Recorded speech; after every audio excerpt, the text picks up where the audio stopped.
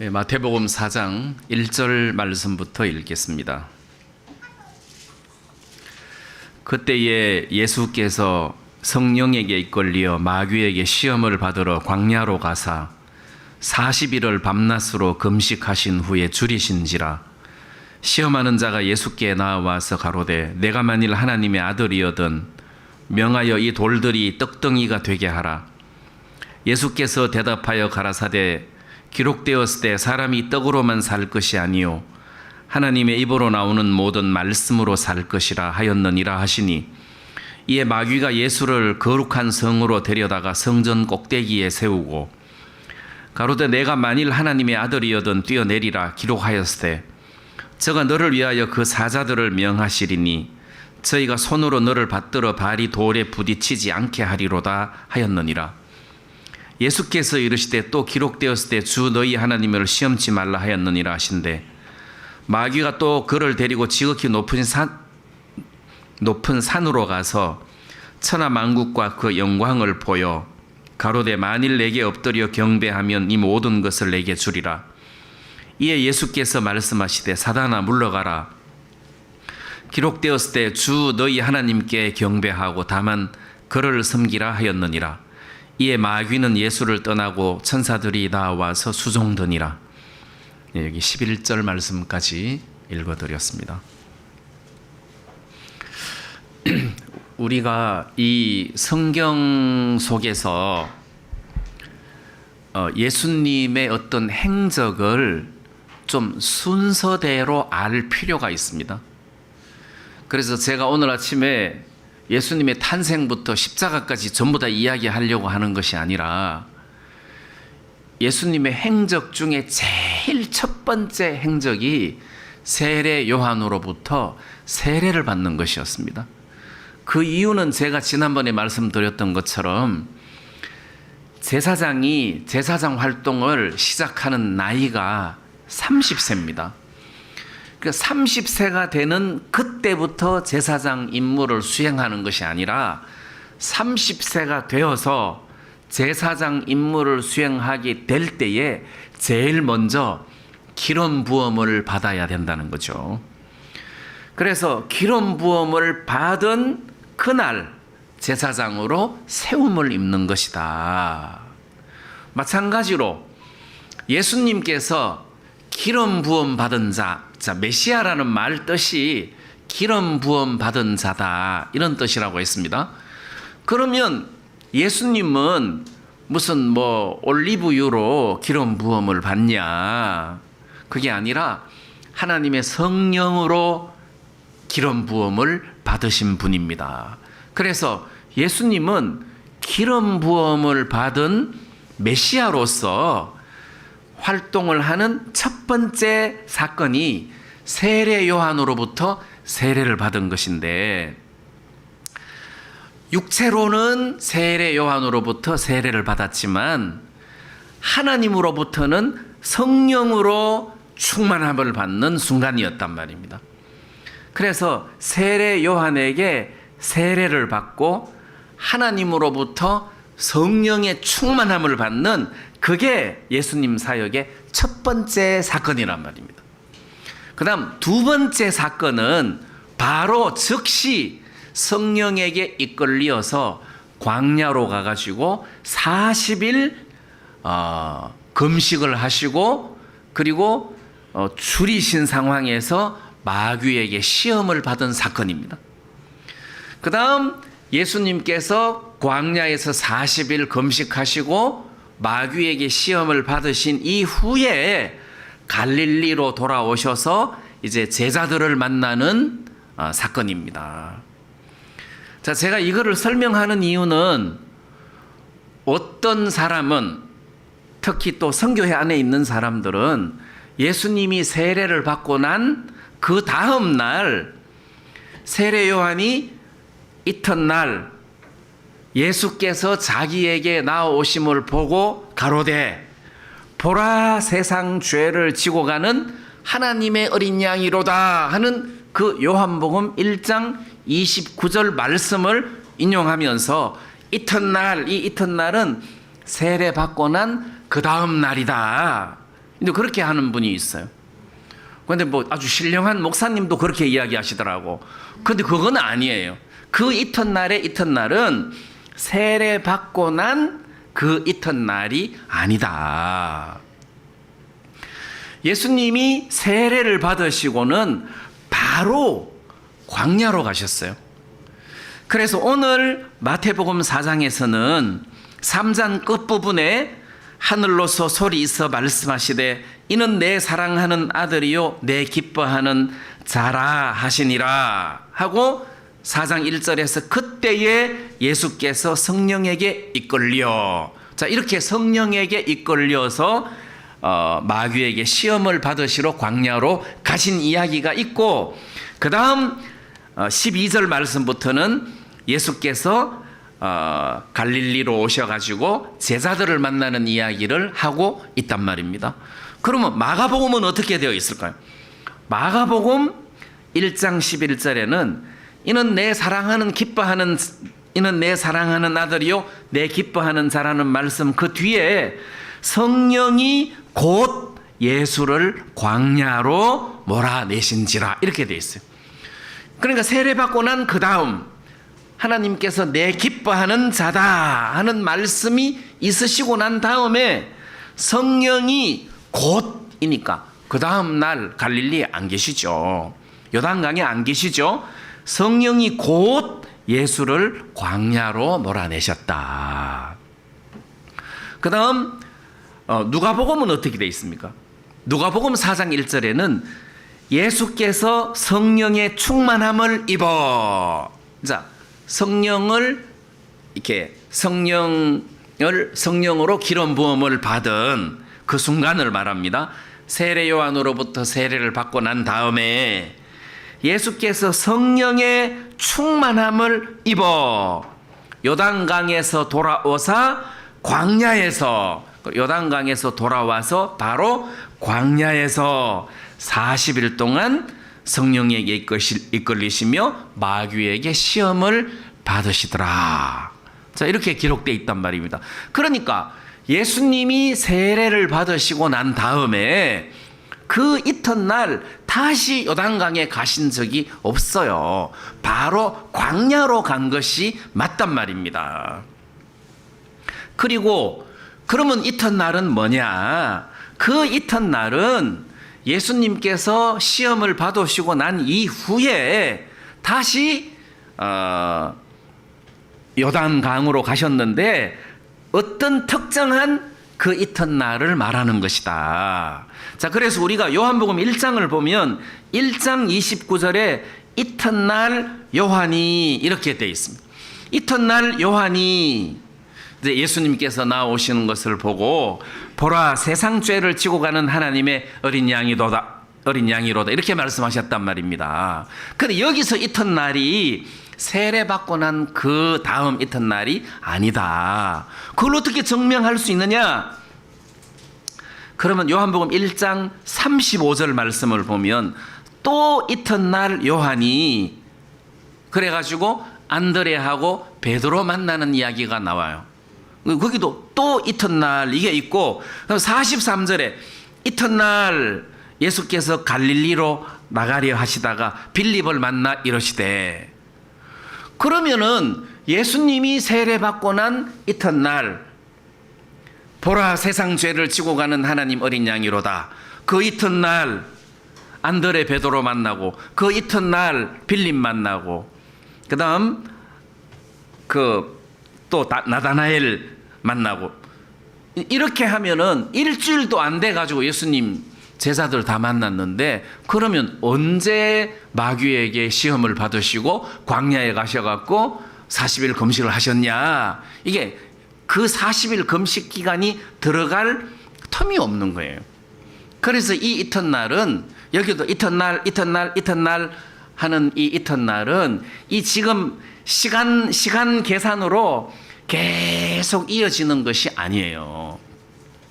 그래서 여기서 이튿날 하는데 보면 동그라미가 있습니다. 동그라미. 이거는 문단이 확 바뀌는 대목이거든요. 시간이 바뀌든지 장소가 바뀌든지 안 그러면 대화 내용이 확 바뀐다든지 이런 것을 의미하는 것인데, 어쨌거나 마태, 마가, 누가복음을 보면 예수님께서 세례를 받으시고 바로 광야로 가셨다. 이걸 지금 말씀드리려고 하는데, 제가 지금 이 말씀 드리려고 하는 것이 그렇게 중요한 내용 같지는 않지만 저는 성경을 정확하게 봐야 된다는 거죠. 그게 더 중요하다는 겁니다. 이 내용이 얼마나 중요하냐 보다도 성경을 정확하게 읽고 정확하게 설명을 할 수 있어야 되는데, 뭐 구원받은 지 50년 됐다는 사람도 세례받고 난 그 다음 날 이렇게 이야기하면 그건 너무 성도들에게 무성의한 태도로 메시지를 전한 거라는 것입니다. 그거는 태도가 잘못됐다는 것입니다. 제가 이 이야기를 하는 것은 보라 세상 죄를 지고 가는 하나님의 어린 양이로다 하는 이 내용을 지금 부인하려고 하는 건 아니에요. 이 내용은 세례 요한이 하신 증거로서 이분이 과연 메시아다. 자, 이거를 좀 제가 설명하기 전에 광야에서 시험 받으신 이야기부터 먼저 해야 되겠는데, 그럼 예수님이 왜 광야에서 시험을 받으셔야 되느냐? 첫 번째, 세례 요한으로부터 세례를 받고 하나님으로부터 이는 내 사랑하는 아들이요 내 기뻐하는 자라는 음성을 들었으면 메시아로서 확실한데, 그럼 광야에서 왜 시험을 받아야 하냐? 꼭 제일 먼저 시험을 받아야 되냐? 금정이라는 겁니다. 금정. 다시 말하면 아담은 첫 번째 만들어져 가지고 에덴 동산에 뒀는데 마귀 시험에서 대번 넘어져 버렸어요. 그러면 이분은 하나님의 아들이고 내 기뻐하는 자다, 이분이야말로 메시아다 했는데, 그럼 이제 마귀의 시험을 이길 수 있나, 시험을 이길 수 없나 검증을 한번 해봐야 될 거 아니에요, 메시아로서. 근데 첫 번째 광야에서 마귀에게 시험을 받으시는데 완전 3대 빵으로 완전히 마귀를 제압을 하고 이기셨단 말이에요. 여러분, 이 인간으로서 세상에 살면서 하나님을 섬기는 것은 결심으로는 절대 안 되는 겁니다. 내가 앞으로 예수를 잘 믿어야지, 이 결심으로는 예수를 절대 잘 믿을 수 없어요. 왜? 마귀를 이길 능력이 있어야 그 결심이 통한다는 것입니다. 마귀를 이길 수 없으면 그 결심은 아무 소용이 없어요. 내가 선악과를 따먹지 않겠다 하고 아무리 결심을 해도 마귀가 속여버리면 그 마귀의 지혜나 능력을 이길 수 없으면 결심이 소용이 없단 말입니다. 그래서 베드로가 예수님께서 내가 앞으로 대제사장들에게 고난을 받고 십자가에 못 박히고 그리고 3일 만에 살아날 것을 말씀하실 때 베드로가 주여 그리 마옵소서, 이런 일이 결코 주님에게 일어나지 못할 것입니다 할 때 예수님 뭐라고 하셨습니까? 사탄아 물러가라고 하셨습니다. 그때 그 베드로가 예수님을 걱정하는 마음으로 또는 자기 신세를 한탄해서 아이고 이렇게 예수님 돌아가시면 나는 뭐 되나, 뭐 그런 걱정에서 그리 마옵소서 이렇게 말했는지 모르지만 예수님이 판단하셨을 때는 네가 아니고 마귀야, 사탄아 내 뒤로 물러가라 이랬단 말입니다. 그러면 여러분들 다 잘 알다시피 가룟 유다가 예수님을 팔 때, 가룟 유다가 예수님을 팔았다기보다도 물론 가룟 유다가 예수님을 팔았지만 마귀가 가룟 유다 마음에 예수를 팔려는 생각을 넣었을 뿐만 아니라 나중에는 마귀가 가룟 유다 생각 속에 들어가 버렸잖아요. 그러니까 마귀가, 제자들은 예수님을 따르고 싶었는데 마귀가, 그 제자들은 마귀를 이길 수 있는 힘이 없기 때문에 넘어지는 거 아니에요. 그럼 예수님은 마음은 그래 나는 구세주로 메시아로 이 땅에 와서 이 인간들을 사랑하니 내가 이 인간들을 죄에서 건져주겠다 하고 결심하고 왔는데 마귀를 이길 능력이 없으면 메시아로서의 가치가 없는 거예요. 예수님이 무조건 십자가에 못 박혀 죽으셔야 되는 게 아니라 마귀를 이길 능력이 있어야 되는데 광야로 들어가셨어요. 광야로 가셨는데 마귀에게 시험을 받으셨어요. 근데 인간으로서 40일 금식하셨다는 것은 인간으로서 가장 연약한 위치에 놓였을 때, 그때 마귀에게 시험을 받았는데도 예수님은 그 마귀를 완벽하게 물리치시고 승리를 하셨단 말입니다. 그리고 다시 갈릴리로 돌아와서 요단강에 이르렀을 때 세례 요한이 그 예수님을 본 거잖아요. 자, 이 세례 요한이 저분이야말로 보라, 저분이야말로 하나님의 어린 양이다, 보라 할 때 이 보라는 그냥 주의 깊게 보라라는 어떤 내용도 되지만 그 보라는 어떤 감탄이에요. 찬탄이에요. 찬탄. 이야, 진짜 봐라, 이분은 하나님의 아들이시다, 마귀를 이기신 분이다, 이분이야말로 세상 죄를 짊어지고 가시는 하나님의 어린 양이로다. 그래서 저는 세상 죄를 지고 가는 하나님의 어린 양이로다 하는 복음 들을 때 이 말씀을 제일 먼저 들었어요. 아, 예수님이 세상 죄를 지고 가시는구나. 근데 여기 이제 세상 죄를 지고 간다고 할 때 저는 말씀이 겹쳐서 들렸어요. 다시 말하면 세상 죄를 치고 가는 해가지고 바로 십자가에 못 박히시고, 그리고 바로 그게 이제 히브리서 9장 12절 말씀에 염소와 송아지의 피로 아니하고 오직 자기 피로 영원한 속죄를 이루사 단번에 성소에 들어가셨느니라 해서 그냥 완전히 없어져 버린 거예요. 완전히 없어져 버린 거예요. 그러니까 이 세상 죄를 치고 갔다고 하니까 이걸 그냥 막 치고 가는 걸로 연상하기가 쉬운데, 사실은 예수님께서 세상 죄를 치고 갔다는 이 지금 우리 번역이 치고 갔다, 또 다른 번역을 보면 없앴다, 없애시는 예수님, 세상 죄를 없애시는 예수님, 또 함정역에서는 제거하시는 예수님, 이렇게 되어 있는데요. 어쨌거나 예수님께서 세상 죄, 내 죄를 완전히 없애버리시는 분이다, 없애버리시는 분이다. 제가 참고로 이사야 38장 17절에 보면 보옵소서 내게 큰 고통을 더하신 것은 내게 평안을 주려 하심이라. 주께서 나의 영혼을 사랑하사 멸망의 구덩이에서 나를 건지셨고 나의 모든 죄는 주의 등 뒤에 던지셨나이다. 이렇게 되어 있단 말이에요. 그래서 내가 이 설명하기가 너무 힘드는 게, 주의 등 뒤에 던지셨구나. 그래서 옛날에 거지 넝마중이가 휴지를 딱 잡아갖고 뒤에 망태기에 탁 던지듯이, 예수님이 내 죄를 주의 등 뒤에 던지셨구나. 그리고 던졌지만 있잖아, 이렇게 질문을 하니까 이게 이제 설명하기가 좀 까다로운데, 던지셨다는 말의 의미가 사라지게 했다는 뜻이에요. 주의 등 뒤에 던지셨다. 그러니까 주의 등 뒤에 던지셔서 그 죄를 완전히 사라지게 했다, 완전히 없애버렸다, 이런 것이 함축된 표현이란 말입니다. 그러니까 예수님 등 뒤에 내 죄를 던졌다, 이 말은 예수님 등 뒤에 던져서 그 죄를 완전히 사라지게 없애버리시고 지워버리셨다, 그 이야기예요. 그럼 예수님이 세상 죄를 치고 간다는 것도 완전히 없애버린다는 뜻이에요.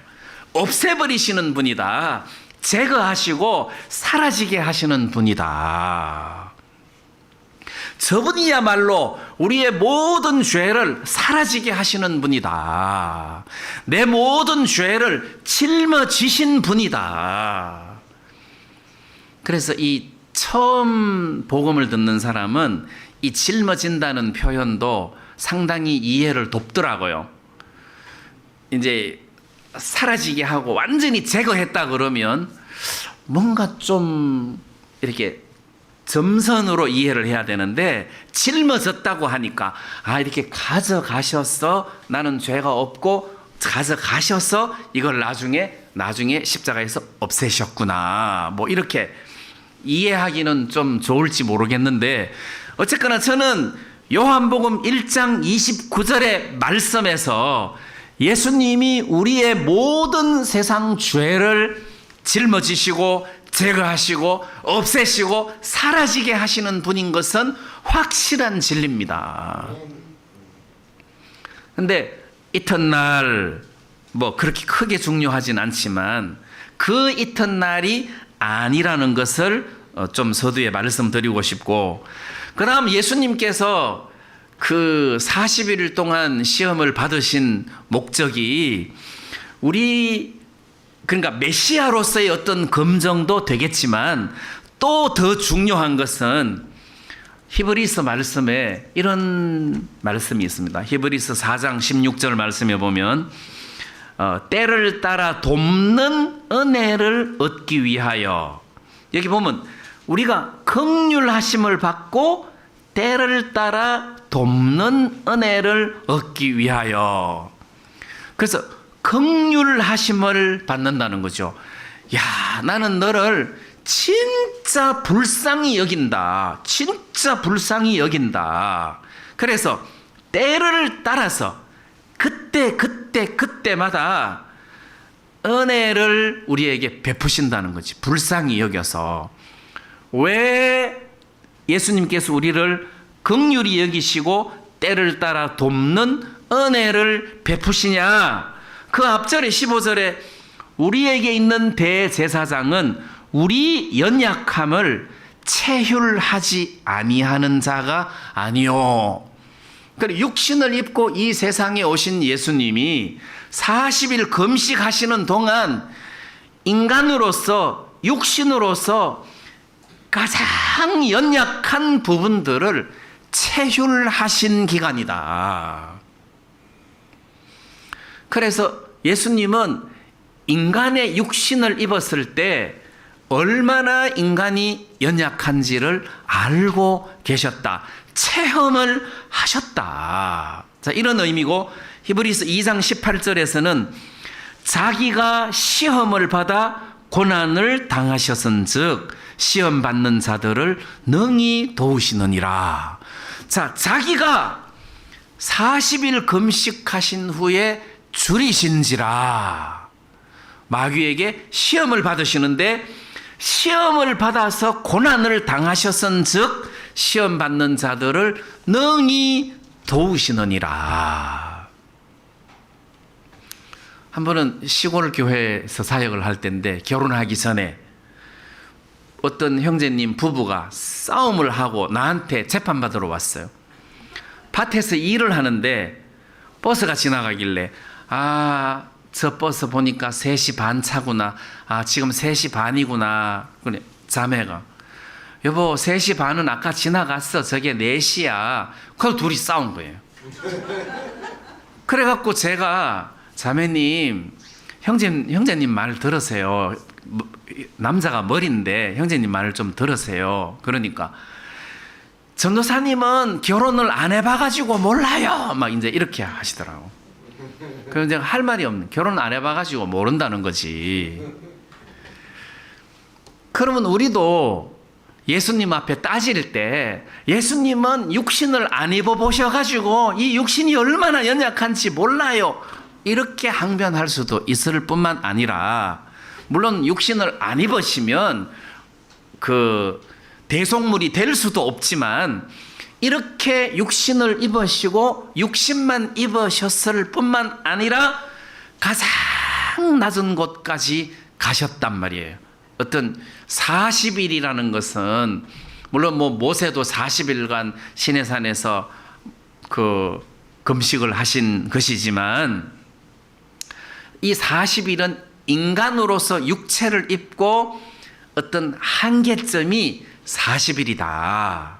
뭐 그렇게 이야기하는 사람이 있는데 어쨌거나 예수님은 육신을 입으시고 40일 동안 금식을 하신 후에 줄이신 상황에서 또 마귀에게 시험을 받으시고 자, 그런 어떤 경험들을 통해서 인간의 육신을 체유를 하셨다는 거죠.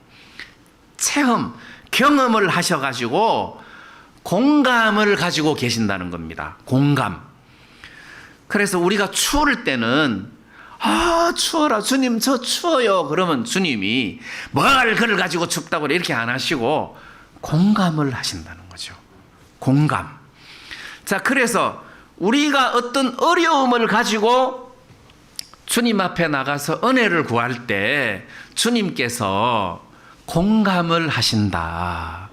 그래서 우리에게 은혜를 베푸시고 도우신다는 겁니다. 자, 그런 차원에서 예수님은 시험을 받으셨어요. 제일 먼저 시험을 받으셨어요. 이렇게 시험을 받으셔야 그 다음 우리에게 나타나셔가지고 메시아로서 활동을 할 수가 있다는 겁니다.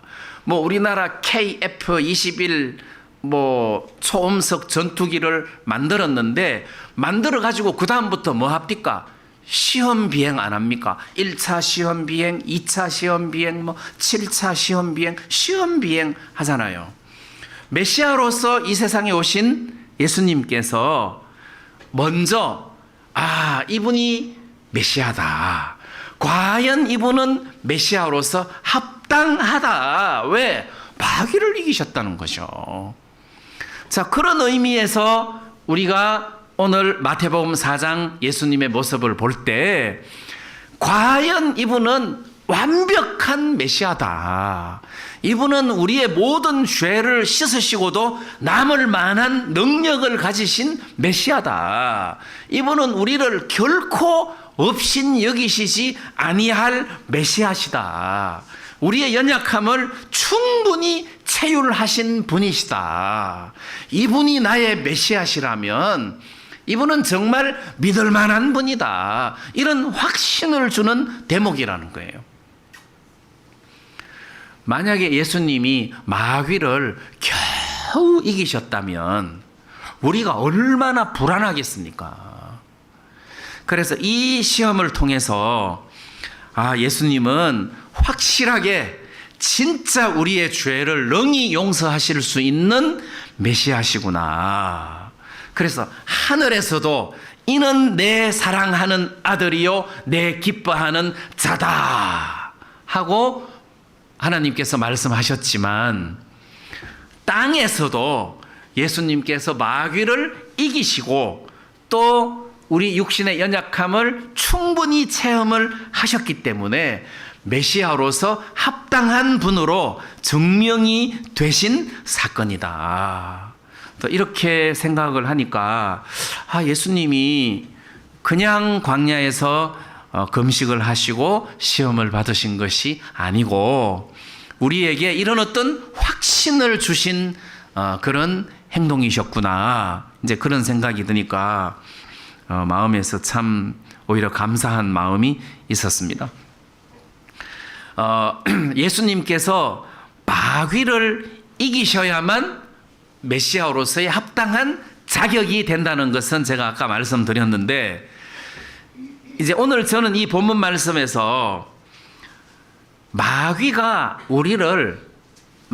예수님을 시험을 할 때 또는 우리를 시험할 때 어떻게 시험을 하나, 무엇을 가지고 시험을 하나, 어떻게 하면 그 마귀의 시험에서 벗어나거나 이길 수 있나 하는 이 대목을 마귀가 예수님을 시험하는 것을 통해서 발견할 수가 있었는데 마귀가 시험하는 방법을 좀 설명하려고 합니다.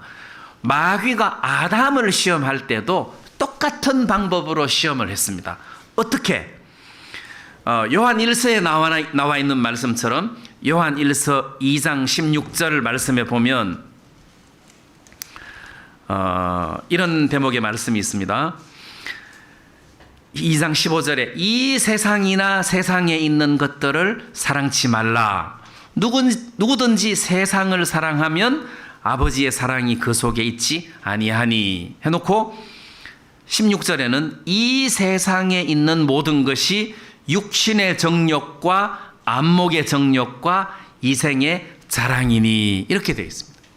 그러니까 마귀가 어떤 것을 시험하느냐 하면 세상에 있는 것들로 시험을 한다는 거죠. 세상에 있는 것들로.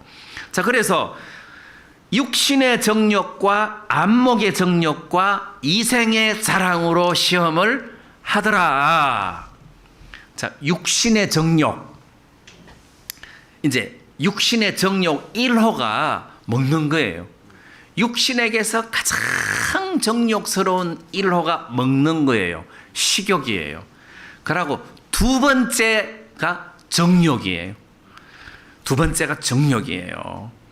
자, 그러면 육신의 정욕 중에 가장 큰 것이 먹는 건데 먹는 걸로 아담을 유혹을 했다는 거죠. 먹음직스럽게 보이게 했다는 거예요. 먹음직스럽게 보이게 했다. 그래서 아담이 마귀의 유혹을 받고 보니까 이게 마귀의 유혹을 받았을 때 먹음직스럽고 그 다음에 보암직스럽고 이 보암직스럽다가 안목의 정욕이에요. 이야, 진짜 보암직스럽다.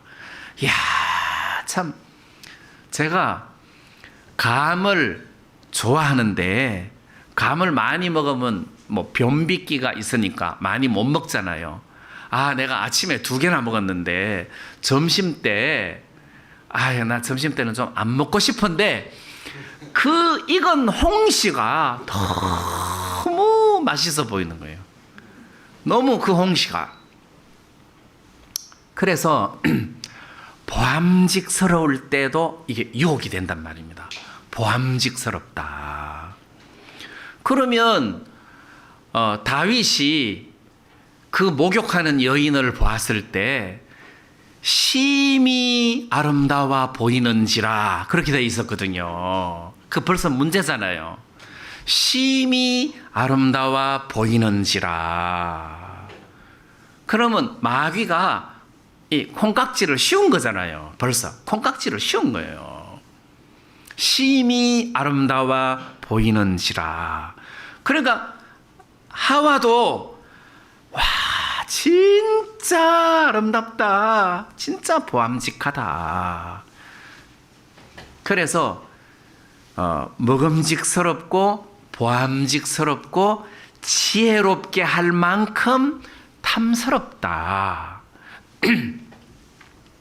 마귀가 하와에게 이거를 따먹으면 네 눈이 밝아 하나님처럼 될 거다.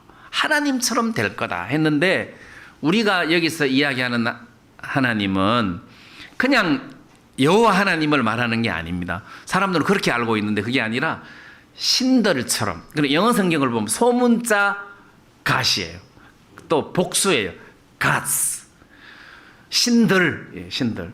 네가 이것을 먹으면 신들처럼 될 거다. 그러니까 벌써 탐스럽잖아요. 야, 내가 신처럼 된단 말이지. 신처럼 된다. 자, 이걸로 유혹을 했단 말입니다. 그 마귀가 예수님한테 시험할 때도 마찬가지였어요. 첫째, 먹는 걸로 시험했단 말입니다. 40일을 금식을 하셨기 때문에 줄인 정도가 아니고 완전히 그냥 배가 가죽이 붙었다는 거지. 완전히 지금 굶주린 상황인데 이 돌로 떡덩이가 되게 해라. 떡덩이가 되게 해라 해서 먹는 걸로 시험을 하더라는 것이 마귀가. 자, 그 먹는 걸로 안 되니까 먹음직하고 그 다음에 보암직하고 보는 걸로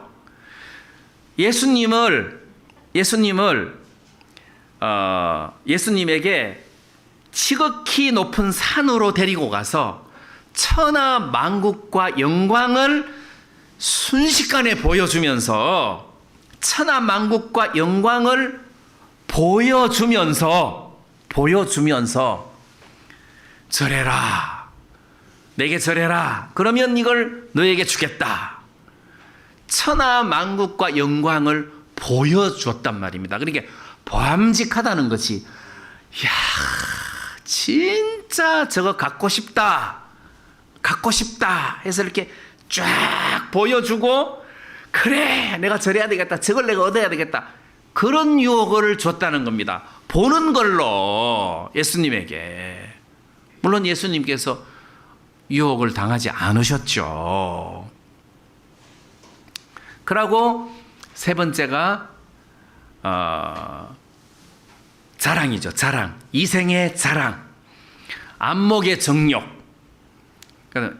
육신의 정욕. 이생의 자랑. 이생의 자랑. 신들처럼 된다. 네가 신처럼 돼봐라. 얼마나 멋있냐, 신처럼. 자랑이죠. 마귀가 예수님에게 이 성전 꼭대기에서 뛰어내려 봐라.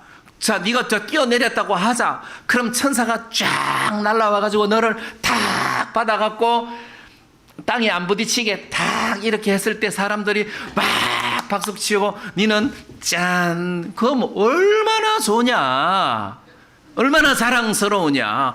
와, 저분은 천사가 받았다. 이런 걸 좋아하는 사람이 있어요. 예? 이런 카메라 들고 매스컴 나오고 뭐 이렇게 TV 나오고 막 이렇게 짠, 이런 걸 좋아하는 사람이 있어요. 예수님은 그러지 않았다는 겁니다. 그래서 마귀가 시험을 할 때 시험하는 도구는 육신의 정욕, 안목의 정욕, 이생의 자랑이다.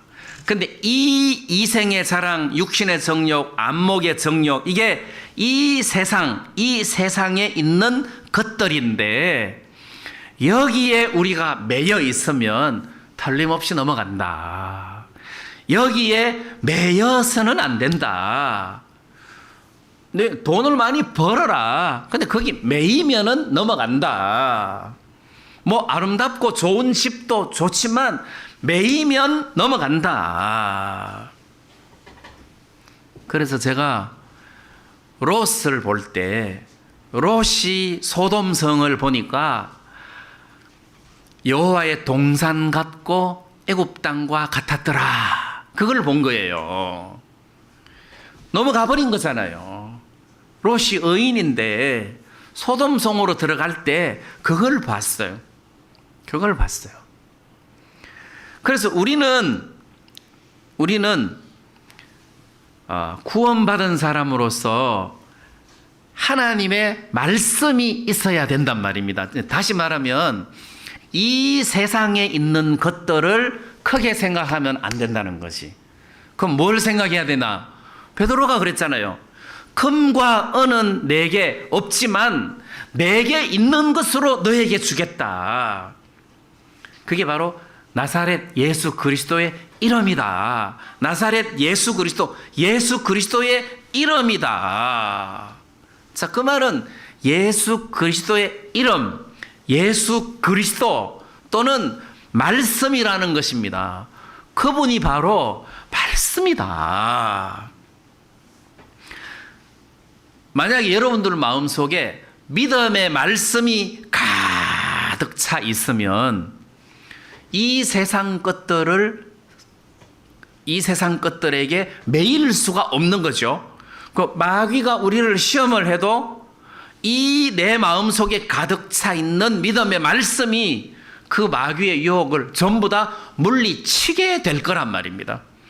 그러니까 베드로의 고백 속에 금과 은은 내게 없거니와 내게 있는 것으로 해서 이 베드로가 가지고 있는 것이 있었어요. 나사렛 예수 그리스도의 이름이다. 예수 그리스도. 자, 어떻게 보면 이게 세상에 있는 금은 보화보다 낫다. 그러면 사도 바울도 보배를 질그릇에 담았으니 했으니까 이 보배가 예수 그리스도를 이 질그릇 같은 육체 속에 우리가 담았는데 내 안에 살아계시는 예수님이 보배다.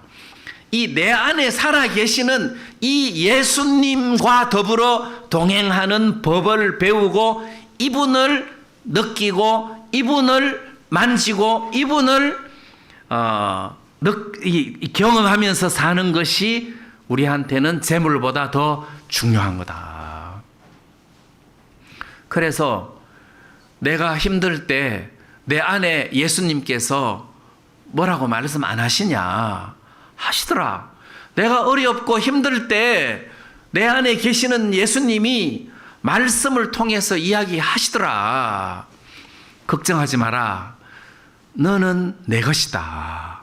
너는 내 것이다. 고로 그 문제도 내 것이다. 이렇게 이야기하시더라.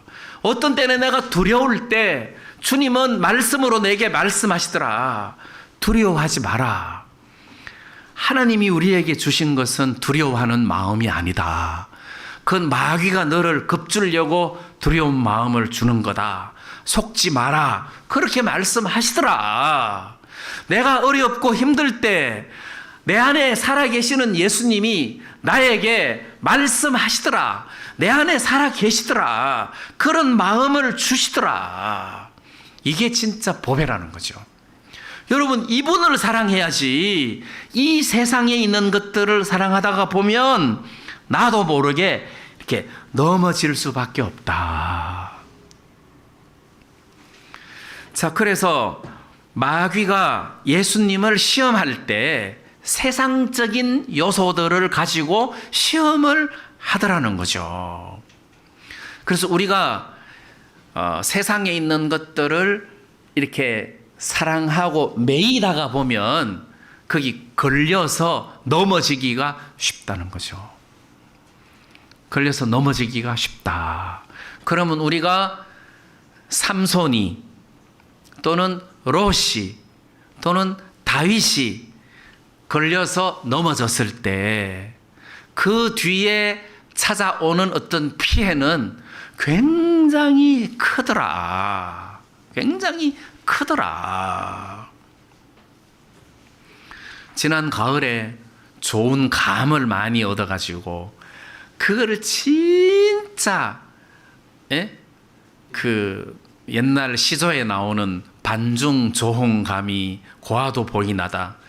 그 반중 조홍감 그 한 박스 딱 해가지고 막 진짜 좋은 것만 골라서 우리 어머니한테 갖다 드렸어요.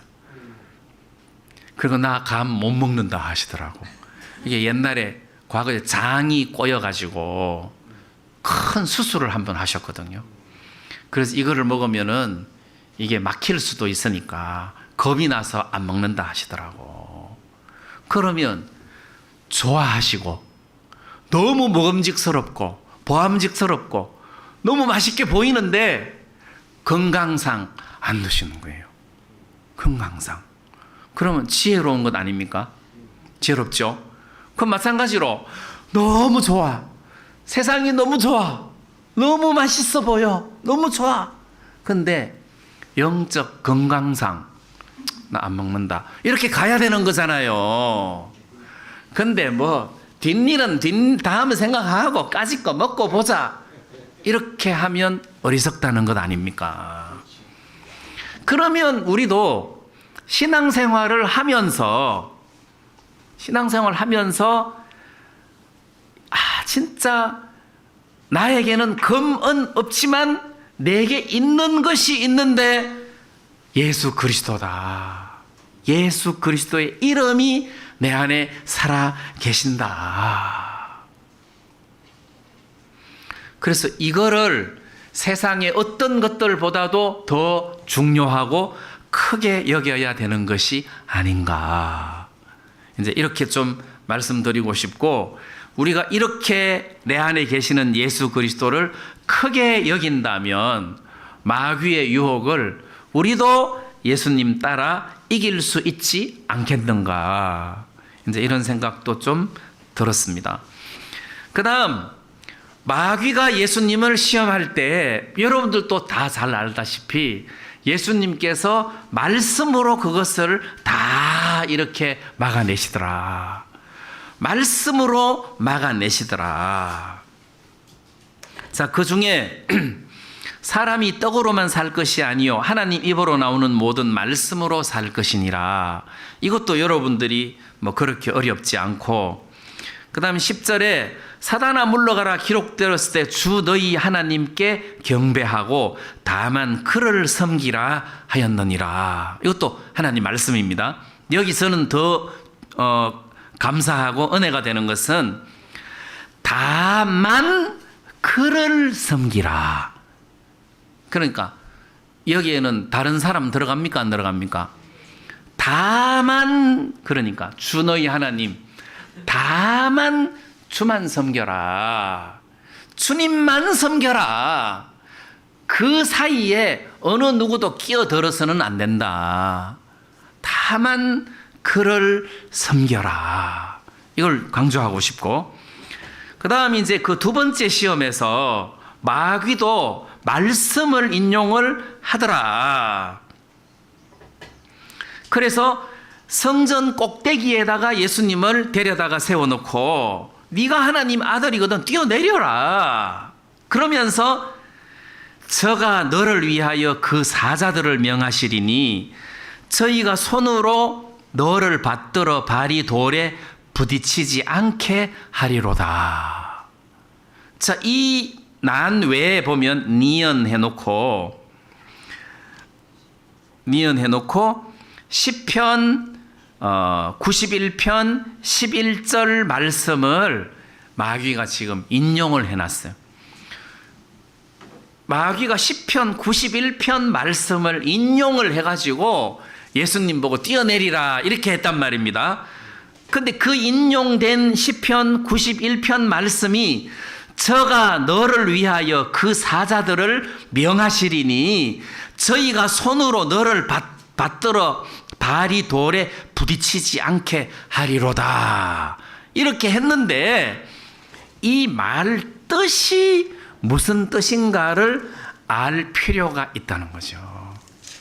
그래서 제가 이게 무슨 말이지 해서 저도 시편 91편을 한번 찾아보고 한번 자세하게 읽어봤어요.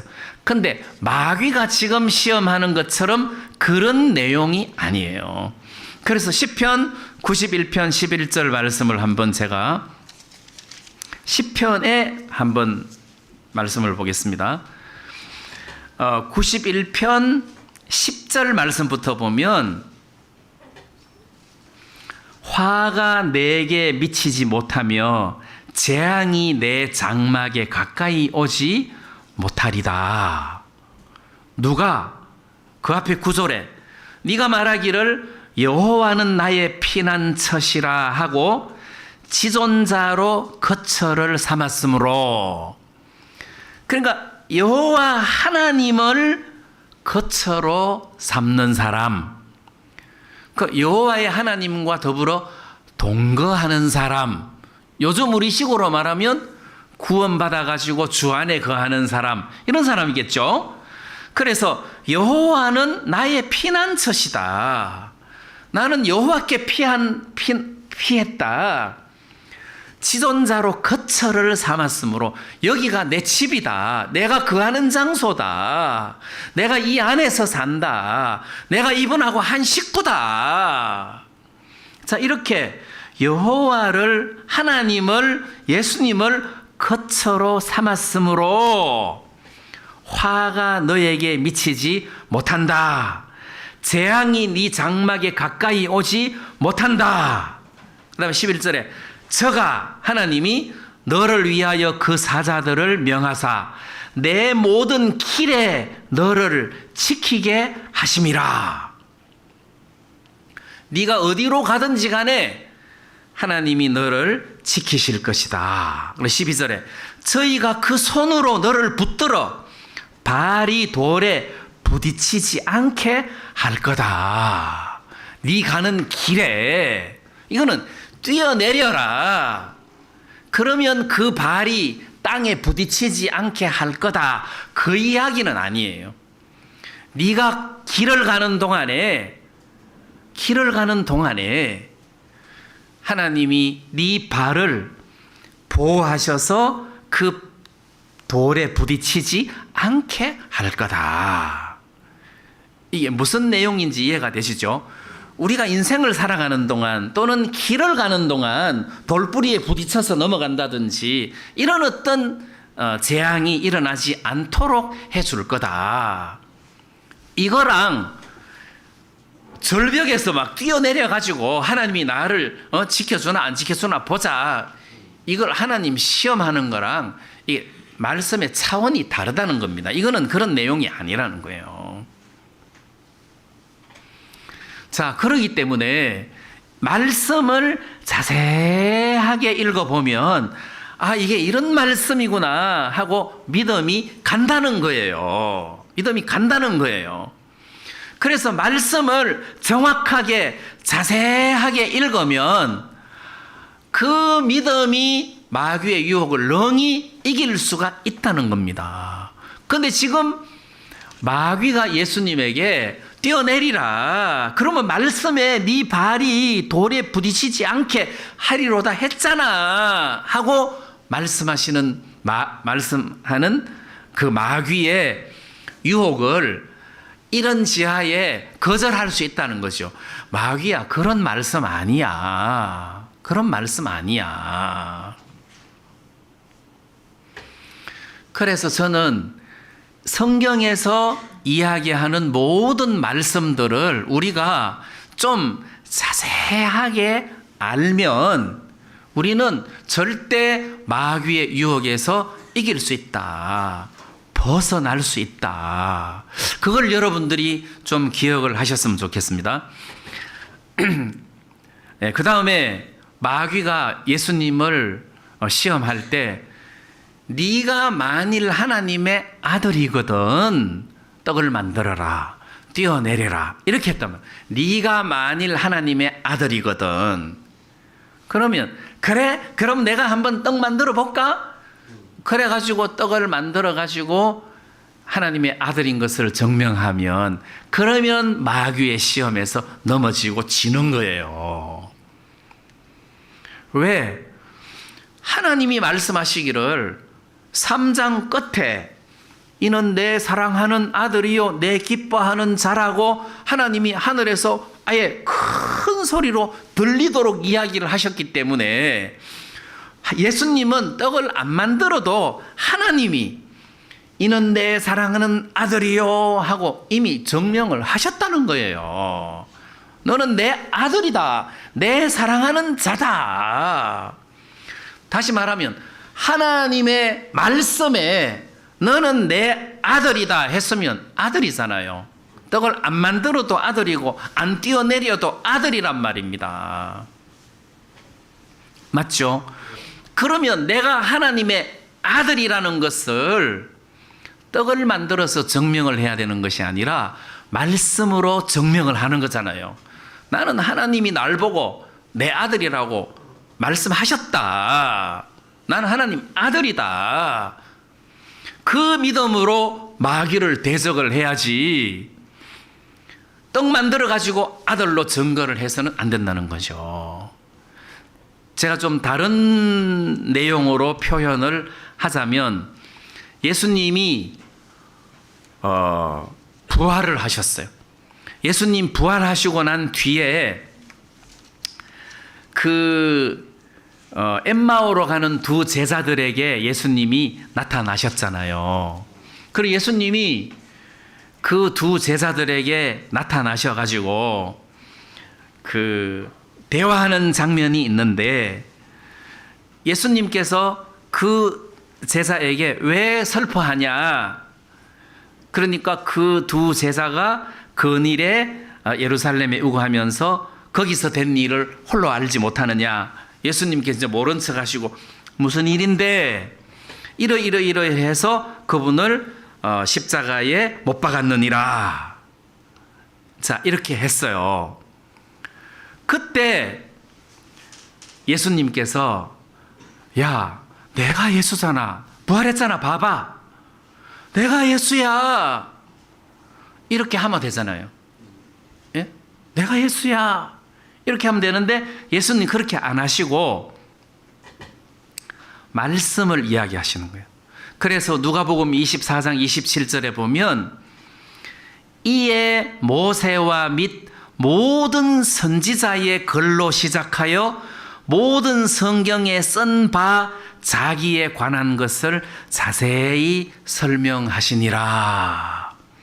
그러니까 말씀 속에서 그리스도는 이분이다. 이분이 바로 그리스도다 해서 말씀 속에 나타난 그리스도가 고난을 받으시고 다시 살아나실 것에 대한 이야기들을 쭉 설명을 해 줬단 말입니다. 왜 우리 같으면 내가 예수다 이렇게 하면 끝날 것 같은데 그렇게 안 하시더라는 거죠.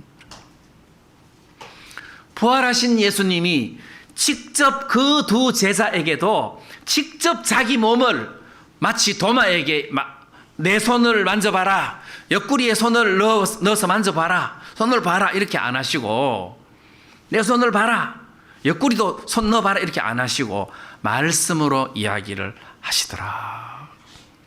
그러면 능력이 어디에 있는 겁니까? 말씀에 있는 거잖아요. 핵심이 말씀에 있다는 거죠. 예수님 당신도 마찬가지입니다. 세례 요한이 제자들을 보내가지고 오실 그이가 당신이오니까 했을 때 너희가 지금 보는 것을 그대로 가서 이야기를 해라. 안전뱅이가 일어나고 뭐 소경이 보고 그건 이제 구약 시대에 구약 성경에 메시아가 오면 이런 일을 할 것이다 하는 그 메시아적 어떤 행동들을 그대로 보여준 거잖아요. 그래서 말씀을 통해서 그리스도 부활하신 예수님을 그 제자들에게 확정시켜 주시더라. 그러면 오늘 우리식으로 말하면 마귀가 네가 하나님 아들인 걸 증명해봐, 네가 구원받은 것을 증명해봐. 예를 들어서 정영재님 구원받았으면 구원받은 것을 한번 증명해 보십시오. 증거를 대 보십시오. 근데 제가 구원받기 전에는 술을 고래였습니다. 근데 내가 술을 끊었습니다. 그 구원받은 증거입니다. 그러면 이제 넘어지는 거예요. 그럼 빵점인 거예요. 그럼 마귀 어떻게 되느냐 하면 아이고 강영재님은 아직 술 못 끊은 거 보면 아직까지 구원 아니다. 전 죄는 없어졌는데요. 그래도 그거는 지식이고 구원 아니야. 그렇게 되잖아요, 논리가. 그러면 내 구원받은 것을 마귀가 증명을 하라고 그랬을 때 나는 술 끊었으니까, 나는 담배 끊었으니까, 나는 삶이 변했으니까 나는 확실히 구원받은 것이다. 이렇게 해서는 안 된다는 거죠. 그러면 내가 구원받았다는 것을 어떻게 증명하냐? 말씀에서 증명을 하는 거예요. 우리가 그리스도 안에서 그의 은혜의 풍성함을 따라 그의 피로 말미암아 구속 곧 죄사함을 받았으니. 자, 이건 에베소서 1장 7절 말씀. 네가 구원받은 것을 증명해봐라. 그러면 나는 마태복음 에베소서 1장 7절을 쫙 펴놓고 우리가 그리스도 안에서 그의 은혜의 풍성함을 따라 그의 피로 말미암아 구속 곧 죄사함을 받았노라. 이렇게 마귀한테 대적을 해야지. 나 술 끊었어. 그래서 나는 확신해. 나 구원받았다고 확실하게 믿어. 이렇게 하면 그 사람은 넘어지는 겁니다. 우리는 에베소서 1장 7절 말고도 많은 말씀이 있습니다. 어떤 분은 인자에 온 것은 섬김을 받으려 함이 아니요 도리어 섬기려 하고 자기 목숨을 많은 사람들의 대속물로 주려 하심이라. 아, 이분이 나를 섬기러 오셨구나. 내 대속물이 되셨구나. 자, 이렇게 그 말씀이 이렇게 구원의 확정으로 이게 내놔야지 여러분들이 성공하고 이길 수가 있다는 거예요. 근데 마귀가 이거 뭐 그렇게 구원받았다 하고 뭐 확정한다 해놓고 아직 술도 덜 끊고 내가 아직 지금 믿음이 없어서 술은 덜 끊었지만 구원은 확신해. 그래도 구원은 확신해. 술 끊는 거하고 아무 상관없어. 술 100날 끊어도 구원 못 받은 사람 많아. 그래서 여러분들이 말씀으로 마귀를 이기고 거스리고 대적하는 것이 맞다. 예수님께서도 말씀으로 모든 마귀의 유혹을 다 물리치더라. 그래서 저는 오늘 이 예수님께서 시험을 받으시는 이 대목을 이렇게 보면서 우리 속에 가장 중요한 것이 예수님이구나. 이게 검은 보화보다 더 중요하구나. 이 예수님을 내가 자랑하고 느끼면서 살아야 되겠구나. 베드로처럼 금과 은은 내게 없지만은 이 믿음을 갖고 있을 때 마귀가 우리를 시험할 수가 없겠구나. 시험할 수가 없겠구나. 그래서 우리가 이 세상에 있는 것들, 버려라 소리가 아닙니다. 다 사용하세요. 이 세상에 있는 것들을 자유롭게 사용하시되 이 세상에 있는 것들을 사랑하지 마라. 사랑하지 마라. 그러면 넘어진다. 자, 그 말씀 아멘 되시죠? 네, 우리가 세상에 있는 것들을 사랑하지 말고 이용을 합시다. 예수를 위하여 이용을 하고 사용을 합시다. 그리고 진짜 사랑하는 것은 내 안에 그리스도를 사랑합시다. 이분은 과연 우리의 구세주시구나. 이런 어떤 마음이 제 마음속에 들어서 좀 말씀드렸습니다. 우리 오늘 말씀 여기까지 드리겠습니다. 네, 우리 다 같이 찬송 한 장 부르겠습니다.